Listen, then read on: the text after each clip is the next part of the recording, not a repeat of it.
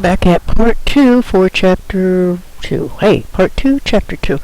What we're looking at right now is ethical decision making gone wrong. What happens? So why do good people engage in bad acts? And it's not necessarily because they're bad people, it's because of the choices they make or the state of their emotional being at the time, or possibly even the cognitive ability that they possess at the time. So keep an open mind with this as we go through this. They don't always make responsible and autonomous decisions, which we're always not in top form. Things happen. So some of the stumbling blocks, and there are many, okay, that can occur. These are just a few of them. Now bear in mind, these are not excuses, or they do not excuse poor choices, but they are a reason for poor choices. And I think we should all bear in mind, we do make mistakes. That's human nature. We simply make mistakes. A certain type of ignorance can account for it. We can say, rationalize to it ourselves, or we can justify it to ourselves, and we can simply choose not to think about it. Make the decision and move on and never look back. Basically, we lie to ourselves about it. And sometimes we only consider one or two alternatives. It's either wait or, there's one alternative or the other alternative, either or. There's no in between. And many times we need to sit down and brainstorm and create more alternatives that may be more ethical and more fair to everybody involved in it. And sometimes we make up a very simple rule that it's easy to make a decision with, and that simple rule is part of the problem. Think of somebody or a manager who is laying off, has to lay off people. I don't know how many times you've heard this. We can't help it. It must be done. Last in, first out. I have no choice. Well, yeah, that may be true. It may be very black and white. But there may be other alternatives. And that's one thing we have to get out of going the easy route and really search for a different way of doing some of these things. There's one called satisficing, which means literally the lesser of two evils in a way. Even if this isn't the best solution, it's the best compromise this group can make. And sometimes that is an easy way out. It's easier just to say, oh yeah, let's do it and get it over with, that we're never going to get any better than this. We really need to try hard. Sometimes we lack the motivation and willpower, and that's simply either because we're tired, the decision is not something that we are engaged in, and we just say, whoops, I give up. There's also, it's quite interesting, the more decisions we have to make within a day, the less willpower and motivation we have to make more decisions. If you wait until the afternoon on a particularly hard day, you will find that you're making really poor choices in the afternoon. There's actually a study out that has found if you go to court in the morning when the judge is fresh, then you will have a more positive verdict or outcome than if you go in the afternoon after the judge has been through 5 or 6 cases. At that point, the mind is just worn out and it can't do anymore. So it takes the easy way, and it's not a conscious choice. It is just a physiological fact of life. So keep that in mind. And then the last one is sometimes it's easier to do the wrong thing than it is to do the right thing. I think we've probably, I don't know if it's just sometimes easier to take the shortest and non-tension route.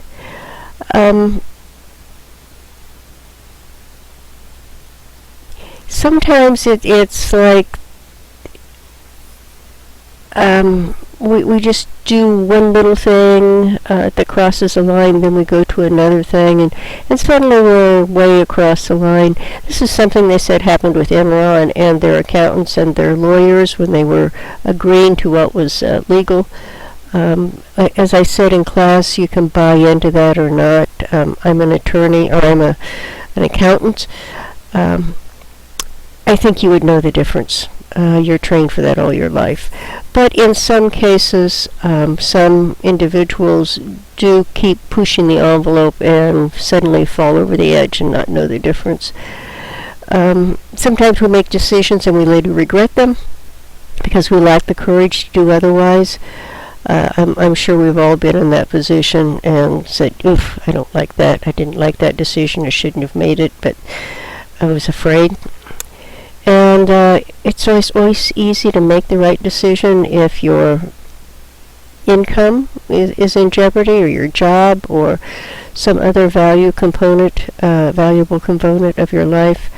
I think we kind of touched on this in class where we talked about buying $2 a gallon gas or $2.20 a gallon gas.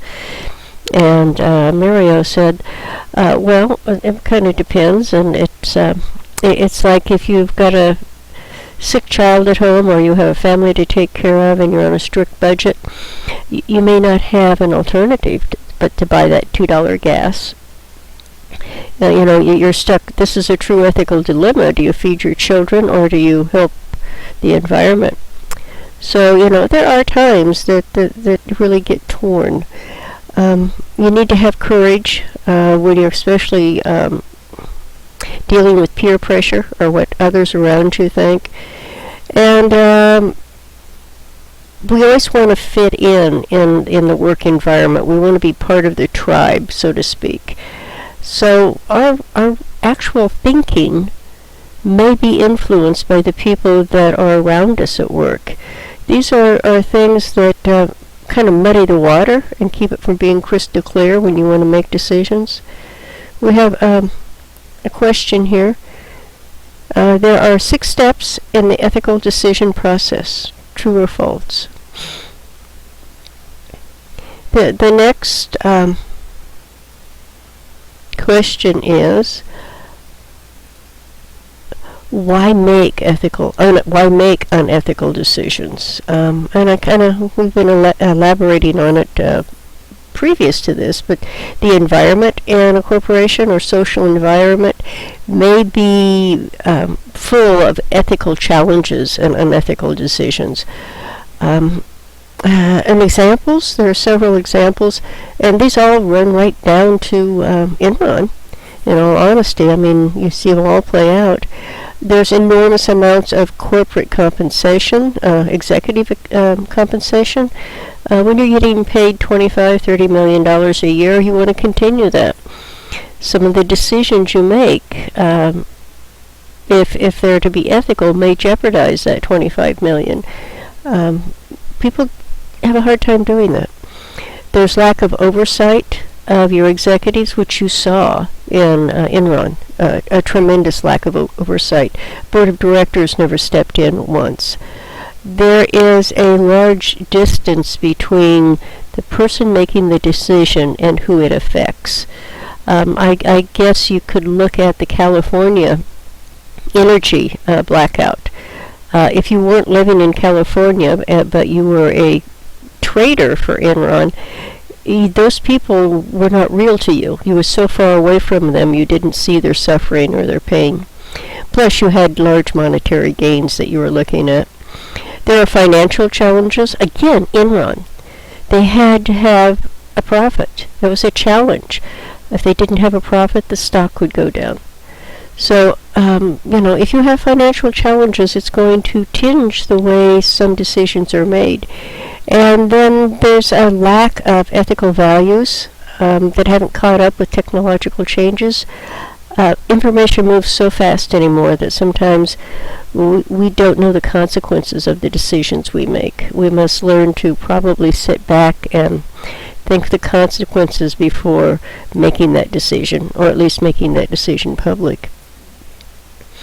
And the last one that is shown here, big time, is many people can benefit from unethical acts.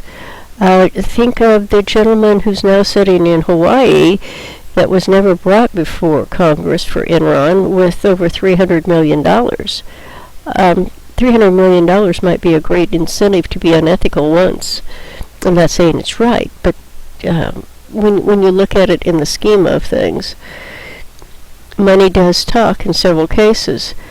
Making ethical decisions, that's a serious challenge, and we face it throughout our lives.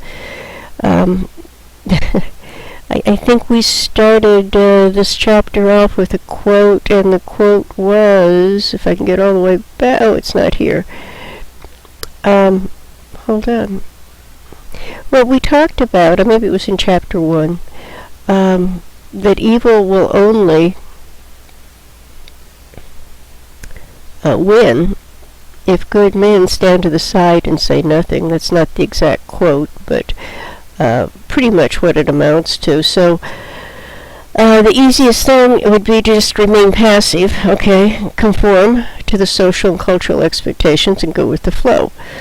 This has happened in many cases, and in many cases we've had an ethical disaster. I mean, if you just think about the Holocaust, or you think about slavery in the United States, or even the treatment of Native Americans here in the U.S., that's what going with the flow gets us. And the bottom line becomes, to live a meaningful human life, we've got to be able to step back and reflect on our decisions. And if we can, then we can accept our responsibility. And we were responsible to all of humanity, not just to our own self-serving needs. So ethical individuals, some people simply don't succumb to the temptations, and they may not even deliberate. Think of the gentleman who jumped in front of the subway to save that person. There was no question. He knew immediately what he was going to do. He didn't question anything. It was the ethical thing to do, so he did it. With the iPod situation, several immediately said, well, no, you take it immediately to the lost to found. And you even wonder, what is the ethical issue here? You know, you just know the right thing to do. Which is going to bring us to our topic in class, is things are not as they appear. What is an ethical issue to one person may not be an ethical issue to another person. And why is that? You know, we need to learn to open up our minds and reflect a little bit more. And I believe we have ethical oil, and we talked about this just a bit. We're going to talk more about it in class. And here's a question. The question is, the reason people make unethical decisions is, and then you've got a choice there. So do the best you can on that. So now we want to look at ethical decisions in relationship to managerial roles. And what has been found is decision-making is greatly influenced by the social context in which it occurs. It's very difficult to make an unethical decision if you are surrounded by good people and there's a good environment set up for making fair, ethical decisions. And that responsibility falls to management or the executive branch or to the manager. And it says here, which should they say it better than I can stutter it? Responsibility for circumstances that encourage ethical behavior and can discourage unethical behavior falls predominantly to the business management and executive team. And it's top down. It truly is. Think Enron, and think if the top 3 executives had been ethical and what they could have done if they had moved forward with a positive ethical viewpoint, making good decisions. The integrity, personal integrity, lies at the center of decision making. So I think what we always do when we try to make ethical decisions, and after we've made the decision, is ask what kind of person made this decision. And if we're happy to see that, then we probably have a good decision. So if you combine personal and professional decision making, the ethical implications of both must be considered within a business setting. And a fancy way of saying is, who is the person, what is the professional decision to be made, and what is the environment of the business when you're making that decision. All of those have to be positives, or you may end up with an unethical decision. So as you look down through here, you're looking at social roles and how do we, how are we in each of our roles? Okay, what are our expectations, our responsibilities and duties? We have social roles of friend, son, daughter. We have institutional roles of manager, teacher, students. And decision making in all of those roles raises a much broader question of social responsibilities and social justice, which many, right here, consider a role that business should be playing. And there are some businesses that don't feel that way. So what you have to decide when you're in a management role is number one, what does your company believe? What do you believe? And really, what is the best ethical decision that you can make? If you're with a company that is not socially responsible, and you are, then you possibly may want to start looking for a different position, because you're always going to be in out of pace, and you're not going to be able to do a good job for that company, nor are you going to do a good job for yourself. You always have to remember the different roles, okay, and how that will impact your judgment. Which hat do you have on, and how are you looking at it? Individuals fulfill roles within a company. Now, if you hire good individuals, or individuals who can make good choices, your company should have a good ethical environment so that it discourages unethical behavior. So the key is to have good people on staff. And a question here is, the main responsibility for creating an ethical company environment falls to.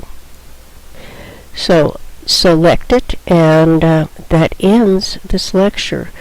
We will talk more about unethical oil. We'll also talk about a company, I think it was in the first chapter, that had an oil spill and what their options are. And we have a couple of videos to watch. So thank you for listening. I hope it's been interesting. I will see you in class on Wednesday. Thank you.